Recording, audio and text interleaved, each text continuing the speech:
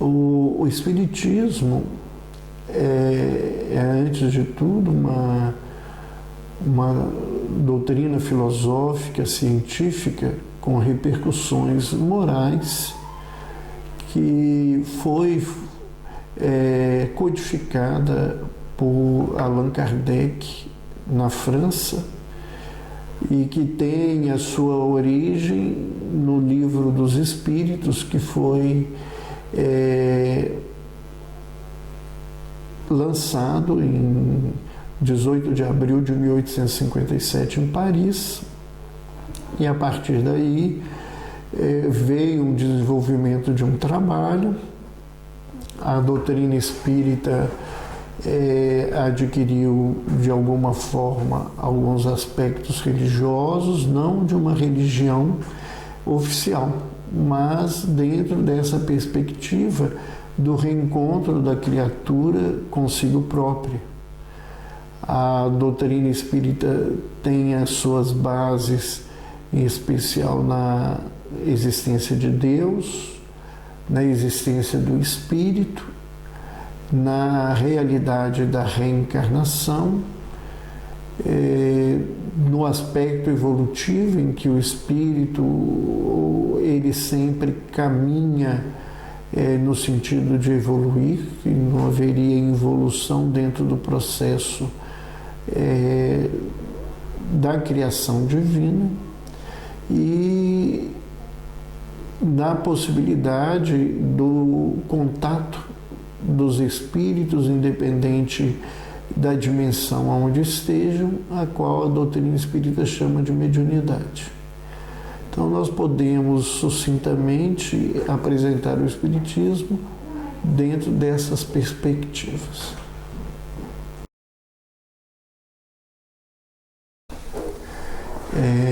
Eu comecei a trabalhar com mediunidade aos 15 anos de idade, mas nessa época eu ainda não era espírita. Eu frequentava um grupo familiar que tinha uma atividade ligada a rituais afro-brasileiros. Com aproximadamente 19 para 20 anos de idade, eu fazia um trabalho assistencial no leprosário, quando eu conheci um dos discípulos de Eurípides Barçanufo, era um dos últimos ainda encarnados, que morava em Belo Horizonte, e ele e a esposa dele me convidaram para uma reunião na casa espírita onde eles trabalhavam, e a partir dali, de um convite, de uma conversa, uma orientação com eles, eu passei a frequentar a União Espírita Mineira em Belo Horizonte, e a partir disso aí eu comecei também a trabalhar dentro do movimento de juventude, e vão lá já quase 37 anos de atividades dentro do movimento espírita.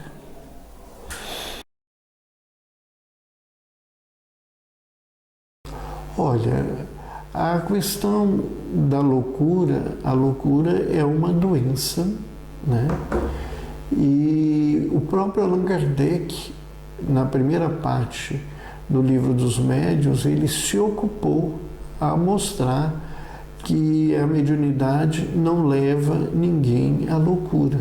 A mediunidade é uma faculdade que a criatura tem de contato com o mundo espiritual e de transmitir essas mensagens que ele recebe ao mundo físico. O que a gente vê é que muitas pessoas, pelo conteúdo fanático da própria vida, às vezes podem ter a manifestação da mediunidade e isso, de alguma forma, complicar a loucura que já existe na vida da criatura. Como pessoas que são portadoras de doença mental, às vezes a mediunidade pode agravar a sintomatologia, não por si, mas porque a pessoa não tem o controle, a compreensão, a crítica sobre o que está vivendo, e isso pode realmente agravar os sintomas. Mas a mediunidade em si, utilizada para o aprimoramento desses contatos e o crescimento das pessoas, ela não leva à loucura. Há um trabalho do Dr. Alexander Moreira, que foi tese do seu doutorado em psiquiatria pela Universidade de São Paulo, a USP, em que ele mostra que os médiuns, eles não são doentes mentais. Ele fez um trabalho de pesquisa com mais de uma centena de médiuns na cidade de São Paulo, e mais do que isso, a partir de testes aplicados nessas pessoas, ele pôde mostrar que os médiuns têm uma habilidade social e de relacionamento e de trabalho, às vezes melhor do que as pessoas chamadas normais ou não médiuns dentro da sociedade.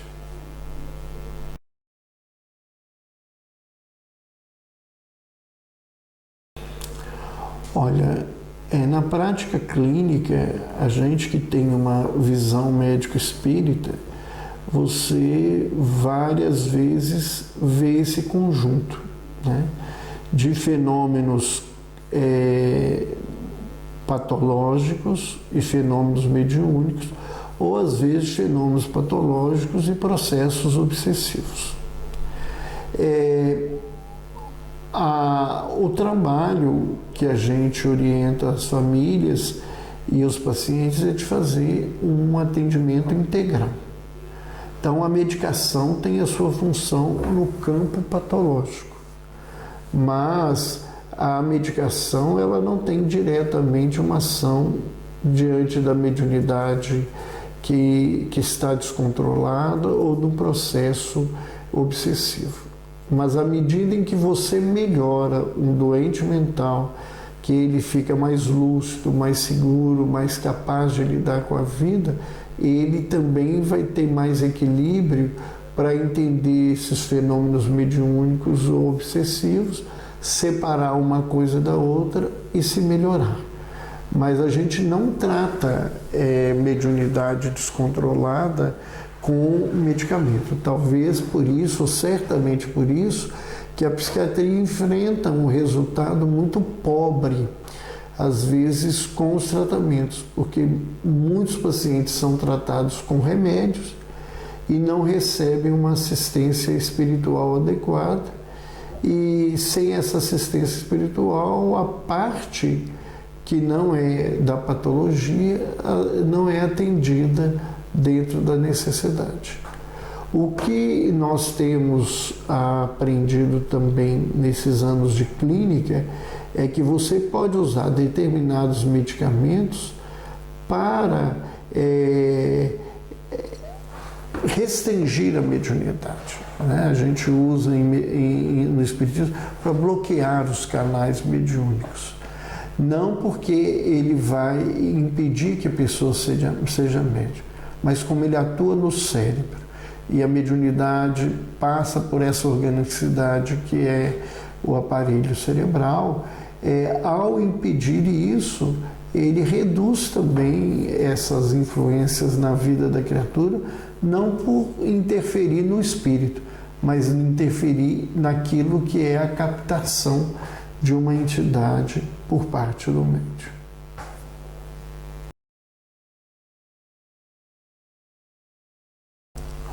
Olha, falar sobre o meu referencial, até que ponto eu posso achar que um médico precisa conhecer espiritismo, é um tanto complicado, porque quando eu comecei a minha prática médica, eu já era espírita e já trabalhava com mediunidade há muitos anos. Então, esses dois parâmetros sempre foram referenciais para o meu trabalho. Eu diria que o importante não é que as pessoas conheçam o Espiritismo. O que nos preocupa, o que as associações médico-espíritas têm se preocupado, primeiro, que o profissional de saúde tenha a ideia da realidade espiritual. E isso em si vai mudar o contexto. E que ele tenha pelo menos a compreensão que a vivência da espiritualidade na vida de um doente melhora as suas condições. Hoje nós temos vários trabalhos que já foram replicados, trabalhos de revisão de pessoas que não são espíritas, mas que trabalham com saúde e espiritualidade, que mostram que as pessoas que têm uma prática de espiritualidade na vida, elas adoecem menos. Quando adoecem, elas respondem melhor aos tratamentos, elas têm uma vida mais longa, mais saudável. Então, a espiritualidade é um elemento de saúde. Tanto é assim que hoje nos Estados Unidos, mais de 80% das universidades americanas têm algum tipo de cursos de saúde e espiritualidade que é incentivado pelo Instituto Nacional de Saúde americano, não por causa de uma crença religiosa, mas por saberem que essa prática melhora a condição de saúde, isso diminui os gastos com saúde pública, e é essa a preocupação do governo americano.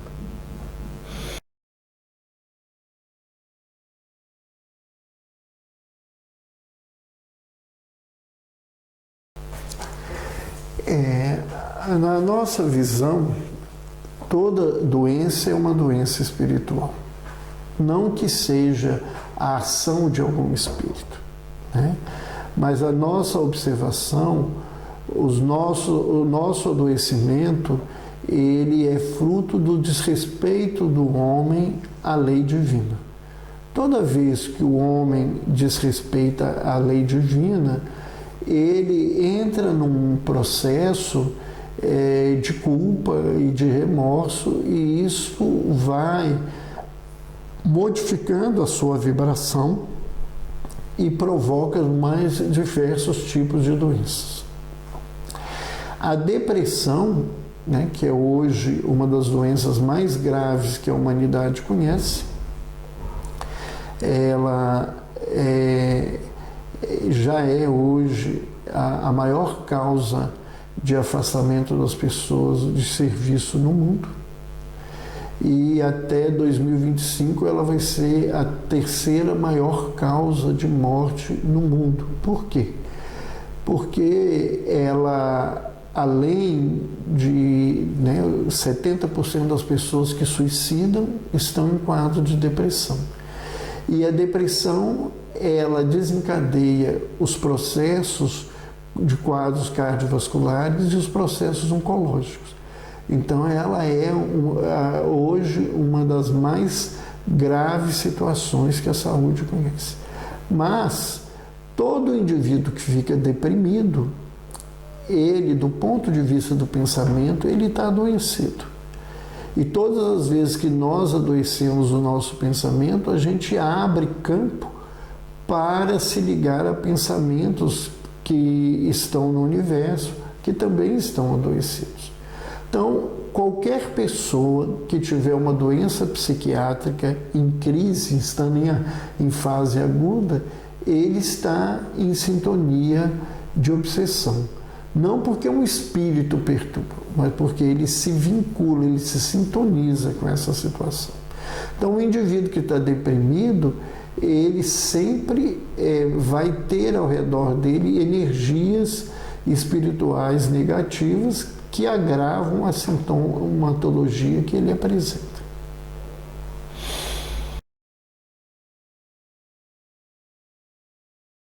Infelizmente, a gente vê pessoas leigas que não conhecem a questão de saúde e que falam algo que eu, como profissional, acho um absurdo, que dizer que uma pessoa que tem depressão, ela não precisa de tratamento medicamentoso.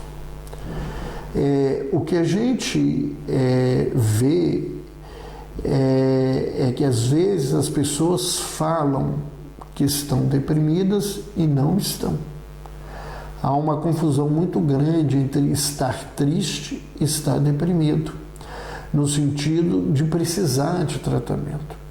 Uma pessoa que está enlutada, ela está triste. Se esse luto ele persistir muito tempo, ele tem todos os aspectos de depressão. Mas isso não é motivo de tratamento medicamentoso. A gente não dá remédio porque você está triste que perdeu o emprego, porque você está triste que perdeu um familiar, porque você está triste que acabou um casamento. Mas uma pessoa nessa condição, ela tem toda uma sintomatologia de aparente depressão. Agora, a depressão, ela é uma doença, e como eu falei, é uma doença grave. Ela é a principal causa de suicídio no mundo e ela é um dos maiores gatilhos para as duas doenças que mais matam no mundo, que é o câncer e as doenças cardiovasculares.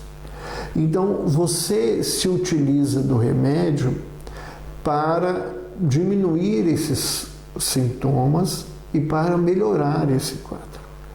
Talvez o que a gente possa dizer, e que é uma verdade, é que a grande maioria dos pacientes deprimidos, eles não se curam com remédio.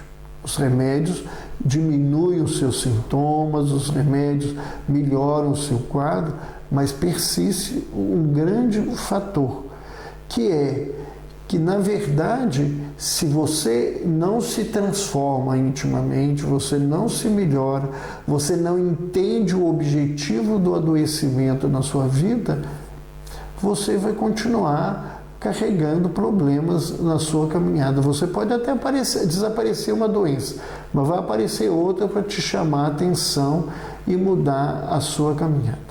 Mas o indivíduo deprimido, ele precisa de fazer um tratamento medicamentoso, ele precisa fazer um tratamento psicológico e é importante que ele cuide da sua parte espiritual. Todas as vezes que você fala que o indivíduo só precisa de remédio, ou que o indivíduo só precisa de terapia, ou que o indivíduo só precisa da religião, você está esquecendo que nós somos um todo, nós não somos uma parte. Infelizmente, se há muitos médicos materialistas, na visão deles, que se fazem fechados e não aceitam a parte espiritual, os indivíduos dentro da religião que se portam fanaticamente dizendo que só a religião basta, eles estão na mesma posição daqueles materialistas que negam a parte religiosa.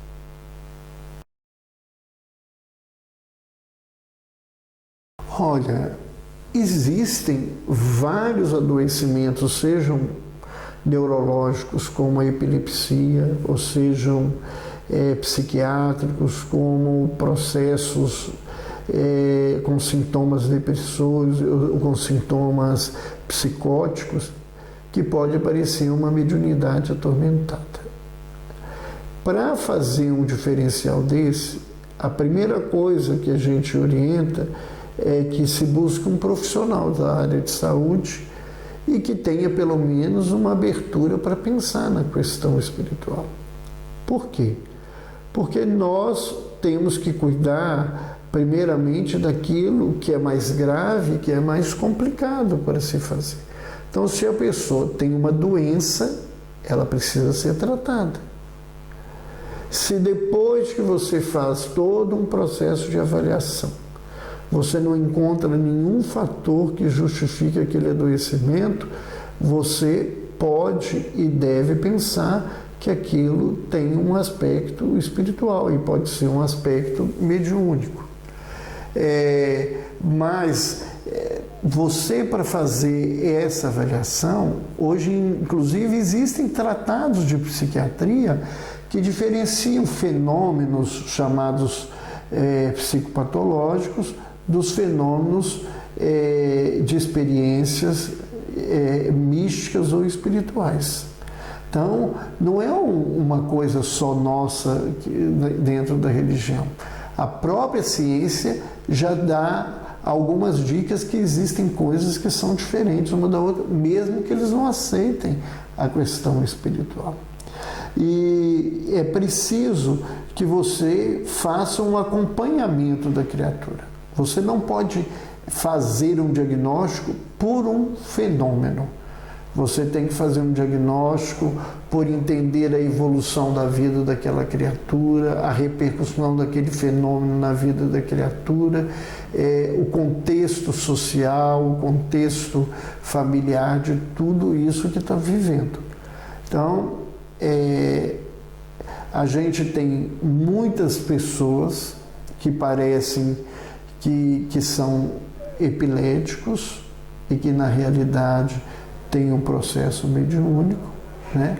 E o inverso também é verdadeiro, e os espíritos dizem que isso é muito claro. Eles falam no Livro dos Espíritos que muitos epiléticos, ou muitas pessoas tratadas como epiléticos, muitos tratados, como possessos, na realidade são epiléticos e precisavam de tratamento médico.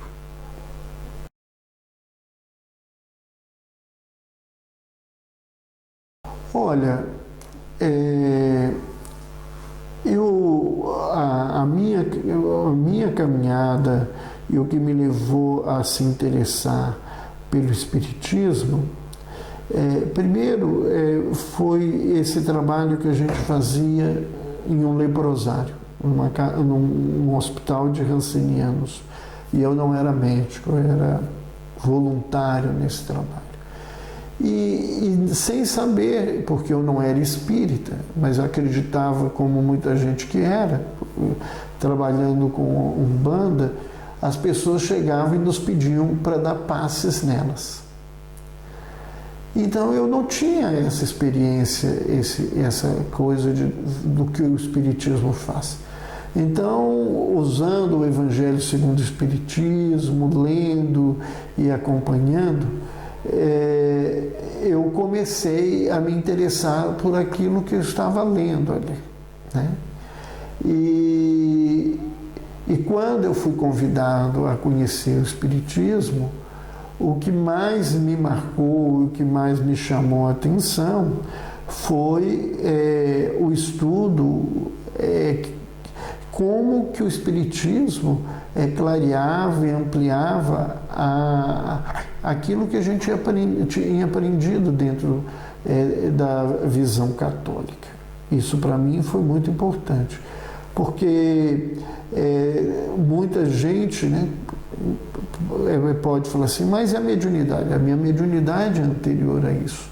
E foram fenômenos que pareciam que eu tinha problemas de saúde, que não chegava a nenhum diagnóstico, algumas coisas que eu sentia e que vivia, que fizeram com que eu me vinculasse à mediunidade. E eu costumo dizer que se eu não tivesse vivido esse outro tipo de mediunidade, com fenômenos muito físicos, talvez eu não tivesse entrado para o Espiritismo. Eu acompanhei muita coisa de fenômenos que a gente não vê no Espiritismo, não porque o Espiritismo seja pior ou mais fraco, mas é para um tipo diferente de trabalho, e essas coisas realmente me despertaram para trabalhar dentro da mediunidade.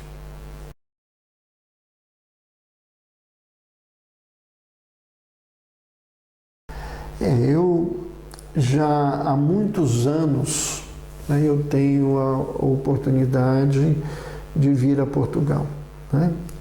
Eu vim a Portugal a primeira vez no Congresso Mundial Espírita em 1998, depois em 2000 eu vim a convite do Ministério da Saúde português, dei um curso em Faro e tive Aproveitei a oportunidade, fiz palestras do Algarve até o Porto, né? Tive várias palestras, e desde 2006 a gente vem todos os anos realizando as jornadas de saúde e espiritualidade em Lisboa, e com isso também divulgando em outros lugares o movimento, a ideia do movimento médico espírita para as pessoas.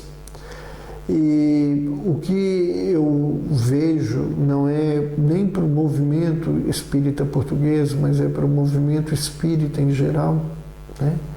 Primeiro é que a gente precisa retomar Kardec. Tem muita gente dizendo-se espírita por leitura de romances, leituras de algumas obras, e que não conhece Kardec. Então eu acho que como é que a gente pode falar que a gente é espírita sem conhecer as bases do espiritismo? E a gente às vezes brinca, né? Tem gente que leu ou assistiu o filme Nosso Lar e diz que é espírita, e fala assim: você já leu Kardec? Pergunta assim: ó, esse homem recebe que espírito? Ele não tem nem ideia de quem seja Kardec. Então essa é a primeira coisa. Depois, a segunda coisa que eu acho que é importante é que a gente entenda que o espiritismo não foi feito para fazer proselitismo. O espiritismo não existe para mim ficar fazendo os outros se transformar em espírita. O espiritismo existe na minha vida para me transformar. Infelizmente, a nossa vaidade, o nosso orgulho tem criado muitos problemas para o movimento espírita. Por quê? Porque a gente está muito preocupado em ditar regras, em dar normas, em querer mandar, em querer fazer, e não é esse o objetivo. O objetivo da doutrina é que eu volte para mim e me pergunte aonde eu estou, o que eu estou fazendo, o que eu preciso fazer para me melhorar e para me encaminhar. Nós temos uma tradição milenar da cultura judaico-cristã de uma ideia de Salvador. Não adianta as pessoas falarem que não tem isso. Então a gente tem mania de achar que tem um Salvador para poder salvar a humanidade.